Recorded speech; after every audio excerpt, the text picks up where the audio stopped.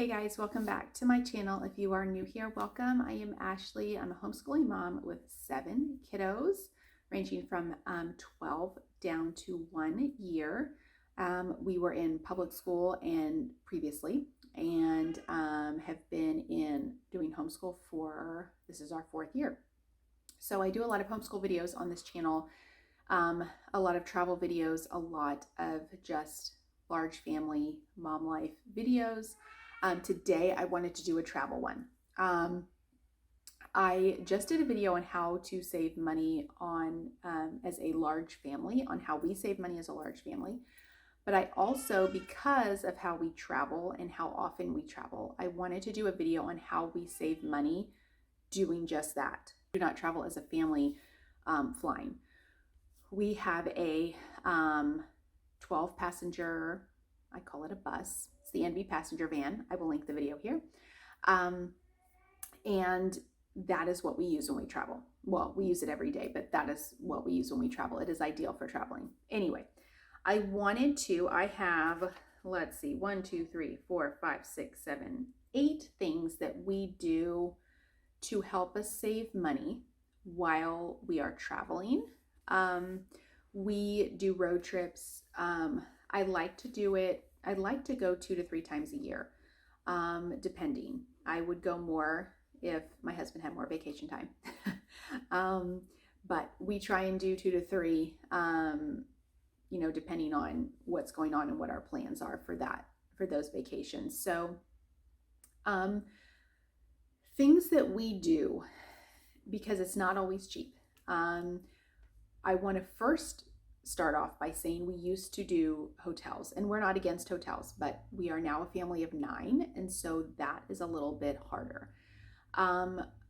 We used to do hotels, and if you are still, if you use hotels, what I used to always do is book them ahead of time, book them as early as I could at the flexible rate, to where it would not charge my card right then, so that I could book way, way ahead and still have time to save up cash and put it towards that.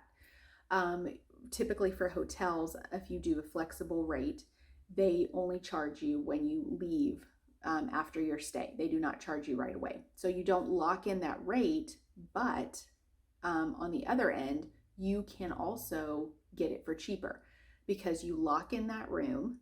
And it's a certain rate, let's say, I don't know, $100 a night. You lock in that rate, and then as you get closer to your travel time, sometimes, because if they don't fill all the rooms, they discount the rates. So you can cancel your current reservation with no charge, and then rebook it for the new rate. The cheaper rate, obviously. So that is what we used to do when we did hotels. Now, unless we do like a suite, we will do those sometimes. But recently, we have done the Airbnbs. With the Airbnbs, though, you have to be kind of careful, because what looks like a good deal, let's say $150 a night, you look at that cleaning fee that they tack on there. And now I do not know the specifics. Maybe someone on here watching this does. I feel like they set their own cleaning fee, and they can put it at whatever they want, is my understanding, which doesn't seem fair, because I could say, yeah, it cost me $300 to clean this house when it cost me $150, and then you just pocket the rest. I don't know, but that's just kind of, it seems weird to me, because some places will say, $150 a night, but my cleaning fee is $200. So you're paying way more than what you want to, obviously. And a hotel with 2 rooms would probably be a better deal if you're doing a short stay. So look at that when you do Airbnbs. I am always, when I book Airbnbs, I not only look at the cheapest cost per night, because really that doesn't matter. It's going to be your total cost, because they could tack on a huge cleaning fee, or you could have a decent house that's a decent price with a cheap cleaning fee. I would rather go with that. So Airbnbs, we save money in regards to cooking, although a lot of times we're not always there all the time, so we still kind of eat out, but if we wanted to, we could cook there. We can store, my gallons of milk that we have. We can store, all kinds of stuff in the fridge, and obviously more space and just more comfort. So we do Airbnbs. I try and, if we are doing like cabins, sometimes we do a cabin. We did a cabin this last trip in Tennessee. I will look for deals on that. A lot of times they will have deals for certain times of the year, or they will have, stay this amount of nights, get an extra night free, just all kinds of things like that. So that is one thing that we do. Also, if you are doing, the good thing about the Airbnb is that it takes care of all of the cost for you. So by the time that you are traveling, your house is paid for. It's taken care of, or your condo or whatever you're staying in. It is taken care of. So you do not have to worry about that. That's a good thing about the Airbnb. You can pay for it, and it can be done before you leave. And I feel like that saves us money because I don't have to think about it anymore. It's easiest, I feel like, to do that and take care of it before you travel, because it's just one less thing that you have to worry about. When we go to places, we will sometimes we do, if we do like a Disney trip, or we do a Legoland trip, or we go to national parks mostly. And so when we do that, we allow one like souvenir per child. I don't make them pay for it. We will pay for it.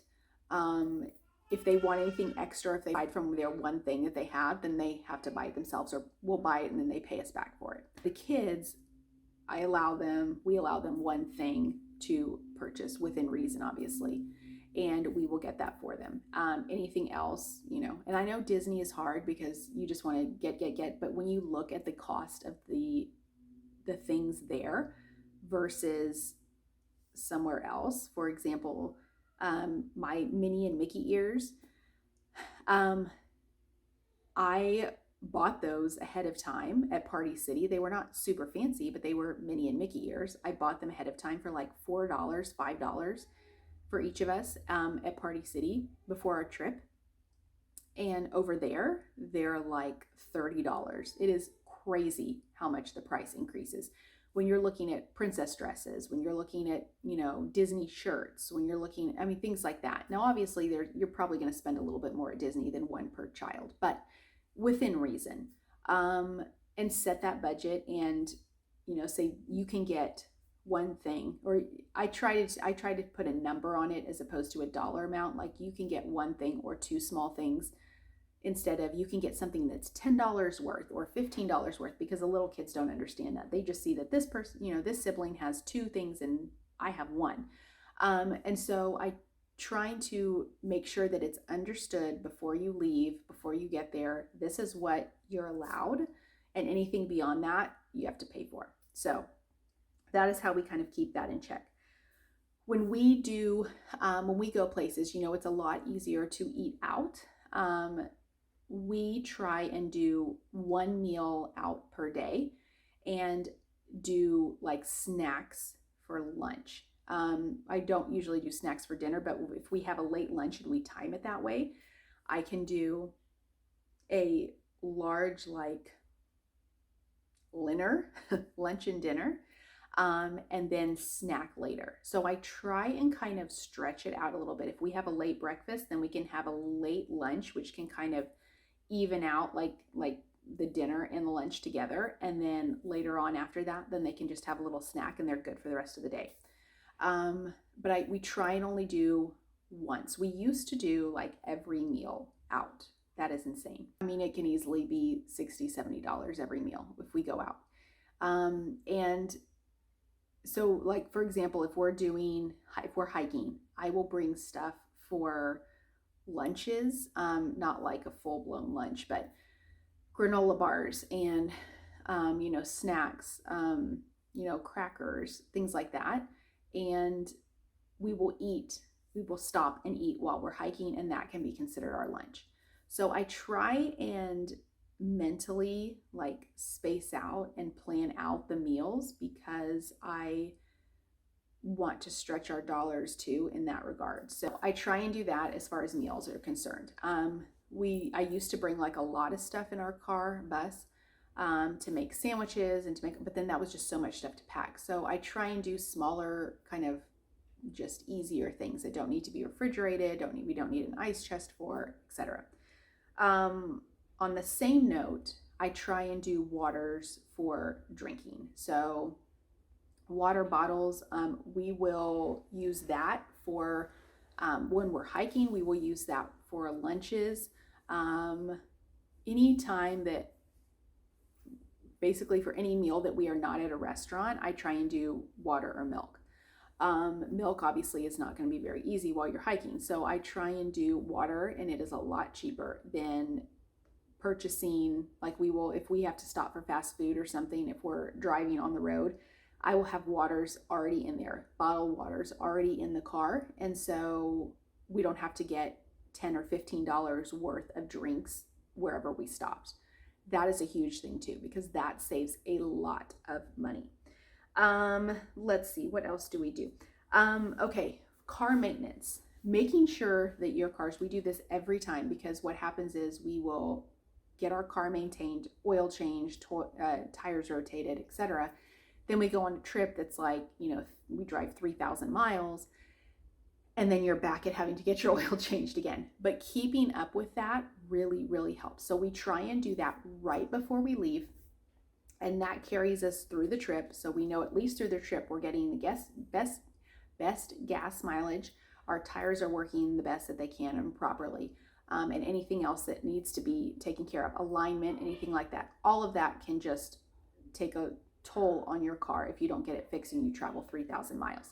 So making sure our vehicles are maintained before, and again, using those coupons, because we usually do Firestone, and there's always a coupon. Always check online, check their websites. There's always a coupon for car maintenance anywhere.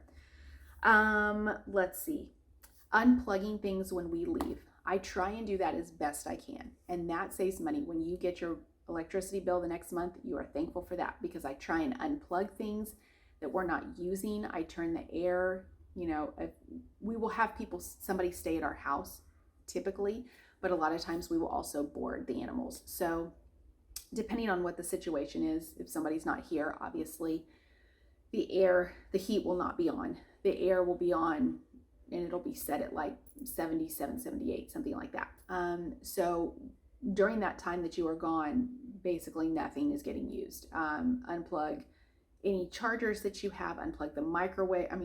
If you have a microwave on top of the counter, unplug the toaster, unplug any lamps that you have, unplug TV, unplug stuff, and it saves electricity. So just something random that like probably most people don't think of. And finally, traveling off season. I am not, like I've said before, I am not a huge, I travel certain places because I want to see those places at that particular time of year. So for example, Colorado, we go to a lot in the summer because it's easier to hike, and it's easier, it's just more pleasant to hike, and, no snow and etc. Although 1 June, there was snow. Anyway, we go at certain times because we like those times. And so that's the times that are usually more popular.